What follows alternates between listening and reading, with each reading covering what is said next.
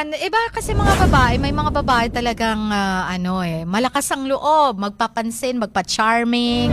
Ayan, 'di ba? Ang iba magko-confess. Okay, 'di ba? Confession talaga to the max, ayan. Pero sa kanya normal na lang naman 'yon, yung magpapapansin konti, papa-charming kunyari, dadaan-daan konti, sandali, ganito ganyan. Pero yun pala nagpapa-charming na. Okay? Pero ang pangit lang doon, yung boyfriend mo, napakalupit naman niya. Pupuntahan ka ba naman sa trabaho, pinagtatrabahuan mo? Tapos biglang may kasamang babae. Harap-harapan pang sasabihin sa'yo na pinagpalit na kita. Ito ng kapalit ko, kapalit mo. Oh. Parang ang lupit naman niya. Hindi na ba pwedeng sabihin na lang na ayun, mag-usap tayong dalawa, kung pwedeng ano na tayo, let's call it quits na lang muna kasi may mahal na akong iba.